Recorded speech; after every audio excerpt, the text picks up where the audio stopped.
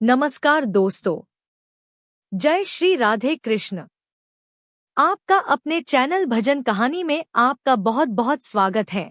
तो वीडियो में आगे बढ़ते और जानते कि सूर्य भगवान को जल चढ़ाने के क्या क्या फायदे हैं। सबसे पहले ब्रह्मा मुहूर्त में उठना चाहिए। देखो, यदि जीवन को सार्थक करना है तो जिसके सैया में लेटे हुए सूर्य भगवान का उदय हो जाता है उसकी आयु बुद्धि श्री तेज बहुत सी बातें नष्ट हो जाती है। अगर आपको जीवन में चाहे लौकिक उन्नति प्राप्त करनी हो या पालौकिक प्रातःकालीन कम से कम सूर्य उदय होने के 2 घड़ी पहले 24 दूनी 48 मिनट, अभी सूर्य उदय होने में 48 मिनट है, आपने सैया छोड़ दिया, इसके आगे सूर्य उदय होने के 48 मिनट पहले आप सैया से हट जाएं। अगर आप रात्रि में जगे हैं तो सूर्य उदय होने के 48 मिनट बाद फिर आप सो जाएं, लेकिन वो जो बीच का समय प्रातःकालीन संध्या भवन भास्कर भगवान पधार रहे और आप सो रहे हो तो आपकी आयु, आपका वैभव, आपकी बुद्धि ये सब नष्ट होने लगती है। पता नहीं चलता लोगों, देखो कहाँ तेजवान चेहरे दिखाई दे रहे हैं। खूब तो सब खा पी रहे हो। खाने पीने का तेज एक अलग होता है, भागवती तेज अलग होता है। ब्रह्मा मुहूर्त में उठे, प्रभु का स्मरण किया। जो 2-4 नाम ही सही, अपने बड़े बुजुर्गों को, गुरुजनों को भावना से प्रणाम किया। पहली बार शरीर स्वस्थ रखने के लिए गर्म जल किया। हल्का आधा लीटर से 1 लीटर तक जल पिया। भगवत भाव अर्पित करके वज्रासन में बैठकर आप लोग दिनचर्या को नहीं करते हैं तो आप ब्रह्मचर्य को पचा नहीं सकते। ध्यान रखना, ब्रह्मचर्य कोई छोटी मोटी शक्ति नहीं है, उसको पचाने के लिए आपकी दिनचर्या दिव्य होनी चाहिए। फिर इसके बाद आप 5 मिनट 10 मिनट टहली, फिर सोच जाइए। फिर जो शौचाचार की पवित्रता बताई गई उसके अनुसार आप स्नान आदि करके पवित्र वस्त्र धारण करके, जैसे कोई महान व्यक्ति आ रहा है तो हम उसके आदर के लिए खड़े हो जाते हैं, ऐसे भवन भास्कर पधार रहे, हाथ जोड़कर प्रणाम किया, अर्घ दान किया, गुरु मंत्र जपा आदि आदि आप पढ़े हो। आपकी हम तो 2-3 बजे तक जगे हैं। ऐसा अगर आप भजन में जगे हैं तो भी सूर्य उदय के समय आप उठ जाइए। आपके गुरु आवे तो क्या आप सोते रहेंगे? क्या जगत गुरु है? भवन भास्कर परम ज्ञान स्वरूप है। गायत्री छंद रूपी घोड़े हैं, इनके रथ के स्वयं भगवान अरुण देव सारथी हैं और भगवान पीछे वर्णन किए, मैं ही सूर्य रूप से जगत को प्रकाशित करता हूँ और ताप के द्वारा जल को शोक कर मैं ही वर्षा कराता हूँ। भगवान का आदर जो सूर्योदय तक सोते हैं उनकी बुद्धि में भागवतिक बातें, अध्यात्म बातें आ जाए, मेरी समझ में नहीं आता। अगर आप थोड़ा भी शरीर स्वस्थ रखना चाहते हैं, जैसे नियम से भजन वैसे व्यायाम आवश्यक है। सबसे प्रार्थना है, यह दवाइयों के बल पर जीना बंद करो।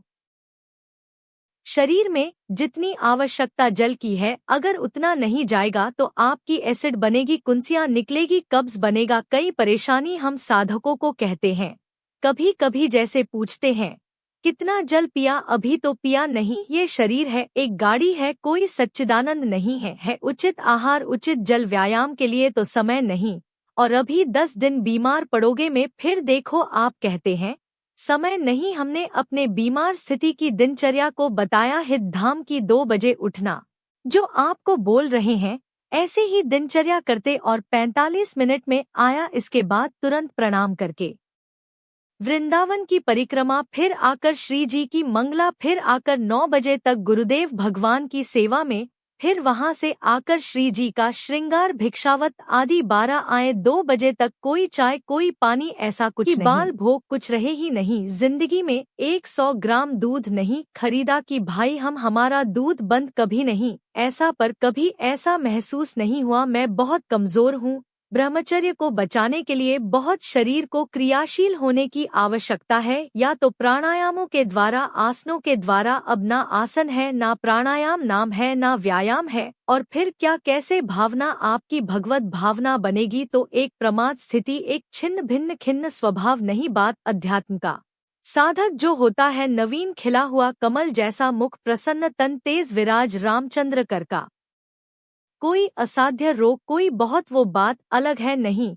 तो ऐसा वो जैसे कमल खिला होता है ऐसे खिला रहता है। क्यों? हर समय चिंतन सही, आचरण से ही सब कुछ सही। जो भगवत भावना विहीन जीवन है वो मुर्दा जीवन है। जिन हरि भगत हृदय नहीं, अजीवित सब समानते प्राण वो जान नहीं रहे। मुर्दे जैसा जीवन है क्या? जीवन का वही गंदे भोगों को भोगना, उसी का चिंतन करना और भोग भोगने वाले शरीर को स्वस्थ रखने के लिए विषय सामग्री इकट्ठी करना, इसके बाद मर जाना।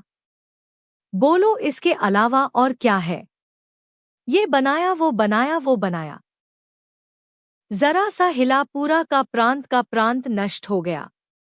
क्या है इसमें? शाश्वत क्या है? हमें तसल्ली होती है कि हमने एक मकान बना लिया, तसल्ली होती है। 4 लड़के हो गए और काल का तमाचा लगा, पूरा का पूरा सब क्या तसल्ली? हृदय को तसल्ली तब दो जब नाम चले राधा राधा। दिनचर्या ही नहीं बन पा रही है, आज के इस नए समाज की दिनचर्या ही नहीं बन पा रही, भगवत भावना ही नहीं है। देखो, अगर परिवार में रहकर के आप भगवत भावना नहीं करते तो सब परिवार में रहकर आ सकते हैं और सब दुर्गति को प्राप्त होते हैं। जब तक भगवत भावना नहीं है तब तक सब अविधि पूर्वक है। मान लीजिए सब अधिविधि भगवत भावना है। कुछ भी, किसी से भी, कोई भी, बस भगवत भाव, वही आनंद का अनुभव हो जाएगा। आता उनके द्वारा किया गया देवताओं का पूजन मूल में मैं ही हूँ, मेरा ही है, पर वो अविधि पूर्वक है। अधिपूर्वक का तात्पर्य है कि वह यह नहीं जानते कि इस रूप में सर्व सामर्थ्यशाली भगवान ही विराजमान है। कभी कभी मंत्रों का ज्ञान नहीं होता, पूजन की सामग्री शुद्ध नहीं होती, भाव शुद्ध नहीं होता, इसलिए उनका पूजा सेवा आगे चलकर के फल प्रदान नहीं कर पाता। प्रभु कह रहे हैं, मेरे में रिझाने के लिए किसी पूजा सामग्री की या किसी धन संपत्ति की आवश्यकता नहीं। पिता को बस इतना ही चाहिए कि वो अपनापन करके दौड़ के उनकी गोद में बैठ जाए। बस अपनापन प्रभु को चाहिए। तो आज की वीडियो आपको कैसी लगी कमेंट करके जरूर बताइए। धन्यवाद दोस्तों। जय श्री राधे कृष्ण।